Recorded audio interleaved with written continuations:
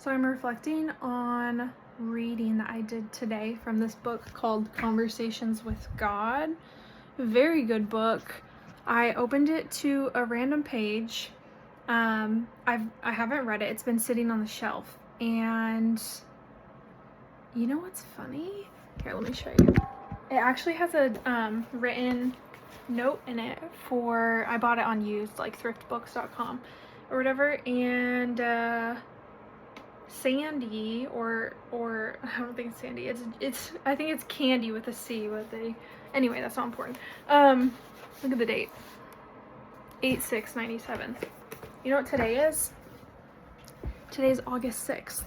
And I've had this book for months. I don't remember reading that date, it's not in my mind. I don't even know if I knew what today's date was until later, and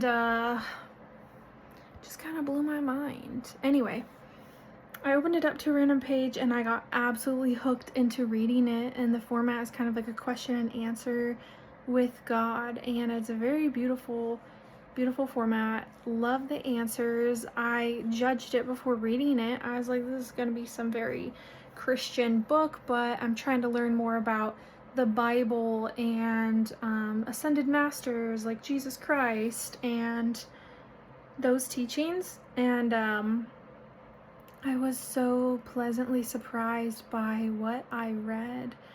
And what I read ties into a lot of other teachings I'm learning about in the spiritual community. It ties into teachings I've learned about from Buddhism and like Taoist beliefs. It ties into certain psychology teachings, and anyway, it's just very, very interesting. It definitely affirmed that we are God experiencing itself. And the part that really helps me with understanding this concept and not just writing it off as some woo-woo hippie thing is understanding the laws of the universe and the fact that something can't exist without the opposite of it. I think it's tied to the law of polarity. I think there might be another one I'm forgetting, but then it brings up the question of why, if we are all tied to source energy, God, the creator, then why wouldn't we just stay that? And it talks about how we truly don't fully comprehend our understanding of who we are unless we experience the lesson. So there's like the knowing, there is the practicing or executing of those things, and then there's like the being. And sorry, I have like a lot of thoughts going on right now, but basically, if we just existed as God, we would just all exist as God. But it is more powerful and creates a deeper, more real, raw understanding of us being a part of God when we forget, when we have free will to do things that are not, of God, of the highest good, and things of that sort. So when we forget, when we're born and we come into this life under this creation, we have the opportunity to remember through our life experiences and through our lessons. But one of the big teachings that I read about today was the fact that life is not school. Life is not meant to just be lesson after lesson, which challenged some of my beliefs on it because, I had some beliefs that life is meant to be lessons and all of this stuff, all this hard work and struggle and stuff like that. And life is meant to be enjoyed. Life is meant to be cherished. Life is meant to be valued. And It comes with other things. But we wouldn't be able to appreciate the joy and the connection and the relationship and the things that we cherish in life if we didn't have the opposite, if we didn't have the opportunity to experience the opposite, if we didn't experience the struggle, the deep pain, the trials and tribulations and all of that. So I feel like a lot of people understand those concepts, but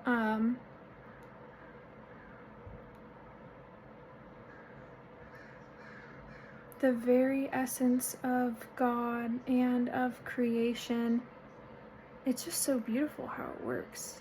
Wouldn't be able to exist without an opposite force, without hate, without evil. And so this is like the great remembering, and I really like that term, the great remembering. And he talks about also how you can't transform your life until you understand that you create your life. And this is very, well understood in the spiritual communities, that you are the creator of your own reality. But a lot of us, myself included, don't want to take responsibility for certain circumstances or certain aspects of our reality that we feel are out of our control. But he goes into the ascended masters like Krishna, Jesus Christ, Buddha, and how their perception of their reality is everything, because the internal world is what matters. And no matter what's going on externally, what's going on here as an interpretation, as a perception, as we're making conclusions about things going on out here, is what truly matters and what affects your essence and your being, your beingness. And I think that that is very powerful. I think that it is very beautiful. I can't wait to read more. I'm kind of all over the place. I actually skipped like 40 pages later too, and I was reading about basically it was talking about how the answers are within ourselves, because we are created by God in the image of God and the likeness of God. We have that God energy within us, but we are trained to be disempowered by it. But a lot of us believe that we are bad people, that we are evil beings in some regard, because we're humans and we make mistakes and we fuck up, and that's, part of life. We have a hard time with self-forgiveness. We have a hard time with grudges, judgment, all these sorts of things. And a lot of us hold on to those beliefs so strongly, the shame, the disempowerment, the guilt, that it prevents us from getting to a place of the true self-empowerment. And where the magic happens is really in that true self-empowerment.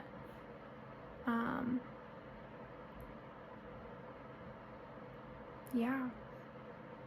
I can't wait to read more. There's so much that I feel like I'm not articulating the best, but it was a very beautiful read so far. I would recommend.